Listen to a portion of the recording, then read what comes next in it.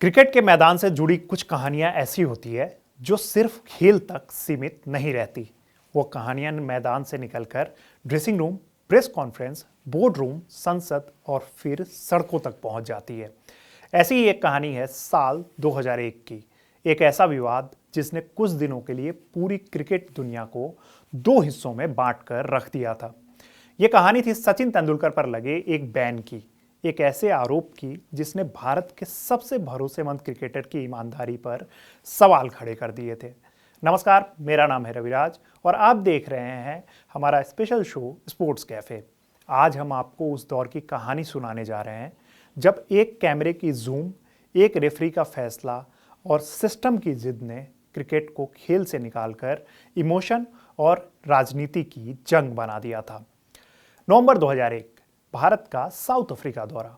भारतीय टीम पहले ही सीरीज का पहला टेस्ट मैच हार चुकी थी। दूसरा टेस्ट मैच पोर्ट एलिजाबेथ में खेला जा रहा था। हालात बिल्कुल भी आसान नहीं थे क्योंकि भारत इससे पहले कभी भी साउथ अफ्रीका में टेस्ट मैच नहीं जीत पाया था। पिछले टूर्स की हारें अभी भी खिलाड़ियों के दिमाग में थी। इस मैच में भी जीत मुश्किल लग रही थी, लेकिन टीम लास्ट तक फाइट करने के मूड में थी। मैच का 5वां और आखिरी दिन आया। भारत को जीत के लिए 395 रन चाहिए थे। सुबह भारत ने 28 रन पर एक विकेट से पारी शुरू की। पिच बल्लेबाजी के लिए ठीक ठाक थी। भारत के लिए ड्रॉ सबसे बड़ा रिजल्ट लग रहा था, लेकिन किसी को अंदाजा नहीं था कि ये दिन क्रिकेट इतिहास के सबसे बड़े विवादों में से एक की शुरुआत बन जाएगा। मैच के दौरान भारतीय टीम काफी ज्यादा अग्रेसिव दिख रही थी। हरभजन सिंह की अगुवाई में बार बार जोरदार अपीलें हो रही थी। साउथ अफ्रीका की टीम भी कोई कम शोर नहीं मचा रही थी। उनकी तरफ से भी अपीलें हो रही थी, उनकी तरफ से भी शोरगुल हो रहे थे, लेकिन अंपायर्स ने सिर्फ भारतीय खिलाड़ियों के खिलाफ ही कंप्लेंट की। उनके मुताबिक कप्तान सौरव गांगुली ने टीम को सख्ती से रोकने की कोशिश नहीं की। यही बात मैच रेफरी माइक डेनिस की आंखों में चुभ गई।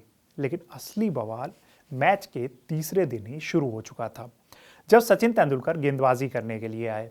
वो हल्की मीडियम पेस डाल रहे थे। अमूमन वो स्पिन डालते हैं, लेकिन बॉल में थोड़ी सी तेजी थी, तो इसलिए वो मीडियम पेस डाल रहे थे। लेकिन हैरानी की बात ये थी कि उनकी गेंद बाकी सभी गेंदबाजों से ज़्यादा स्विंग कर रही थी। लोकल टीवी प्रोडक्शन ने कैमरा सचिन के हाथों पर जूम करना शुरू कर दिया। 2 मौकों पर साफ दिखा कि सचिन अपने बाएं हाथ की उंगलियों से गेंद की सीम साफ कर रहे हैं। बस यहीं से कहानी पलट गई। कमेंट्री बॉक्स में हलचल मच गई। स्लो मोशन रिप्ले बार बार दिखाए जाने लगे और इस पर फिर सवाल उठने लगे। क्या सचिन गेंद से छेड़छाड़ कर रहे हैं? क्या वो नियम तोड़ रहे हैं? बिना किसी ठोस जवाब के सिर्फ शक हवा में छोड़ दिया गया। मैच रेफरी माइक डेनिस ने वो फुटेज मंगवाई। उन्होंने वीडियो देखा और उन्होंने मान लिया कि कुछ तो गलत हुआ है। लेकिन यहाँ सबसे अहम बात यह थी कि सचिन पर सीधा बॉल टेम्परिंग का आरोप नहीं था।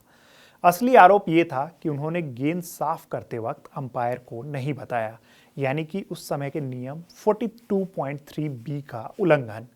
लेकिन यह फर्क उस वक्त किसी को भी समझ नहीं आया।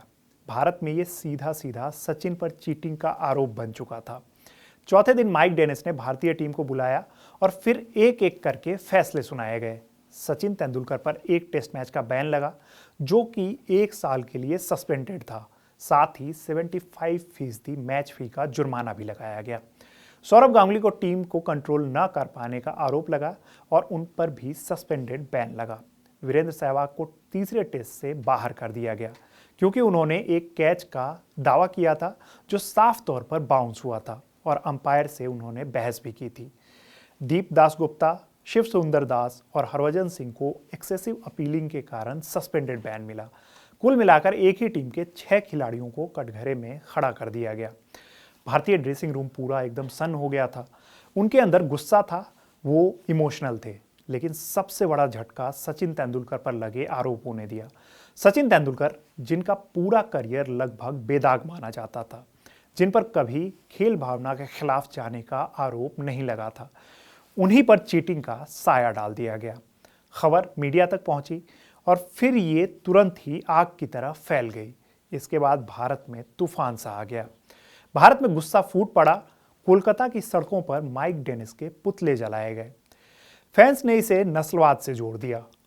संसद तक बवाल मचा। संसद तक इसको लेकर सवाल उठने लगे लोगों को लगा कि ये सिर्फ एक खिलाड़ी पर नहीं बल्कि पूरे देश पर सवाल है और ये पूरे देश की इज्जत का सवाल है। टीम इंडिया ने आखिरी दिन खेलने से मना करने पर भी चर्चा की, लेकिन आखिरकार टीम मैदान में उतरी। बाहर से टीम के प्लेयर शांत दिख रहे थे, लेकिन अंदर ही अंदर गुस्सा भरा हुआ था। मैच खत्म होने के बाद प्रेस कॉन्फ्रेंस हुई। माइक डेनिस यानी कि वही रेफरी वहां पे मौजूद थे, लेकिन वो एक भी शब्द नहीं बोले। आईसीसी के नियम उन्हें इस मामले पर बोलने की इजाजत नहीं देते थे, लेकिन उनकी ये चुप्पी आग में घी का काम कर गई। कमेंट्री कर रहे रवि शास्त्री ने गुस्से में कहा, अगर माइक डेनिस सवालों का जवाब नहीं दे सकते तो यहां बैठे क्यों हैं? हम जानते हैं कि वो कैसे दिखते हैं। आईसीसी ने अपने रेफरी का साथ दिया। उनका कहना था कि नियम सबके लिए बराबर है। इंग्लैंड, ऑस्ट्रेलिया और न्यूजीलैंड ने भी डेनिस का साथ दिया, लेकिन बीसीसीआई अपने खिलाड़ियों के साथ खड़ा रहा। जगमोहन डालमिया ने साफ कहा, अगर माइक डेनिस तीसरे टेस्ट में रहे तो भारत मैच नहीं खेलेगा। वहीं बोर्ड के सचिव निरंजन शाह ने कहा कि भारतीय टीम को डेनिस पर बिल्कुल भी भरोसा नहीं है, उनके फैसले एक तरफा हैं। साउथ अफ्रीका के खिलाड़ी भी उतनी ही जोर से अपील कर रहे थे। साउथ अफ्रीका बोर्ड अब पहले से ही दुविधा में था, लेकिन मामला तब पलट गया जब भारत में साउथ अफ्रीका के दूतावासों के बाहर प्रदर्शन शुरू हो गए। दोनों देशों की सरकारें भी इसमें शामिल हो गई। तीसरा टेस्ट एकदम खतरे में आ चुका था और पैसा दांव पर था। साउथ अफ्रीका अपनी पहली वर्ल्ड कप होस्टिंग से पहले भारत को नाराज नहीं कर सकता था।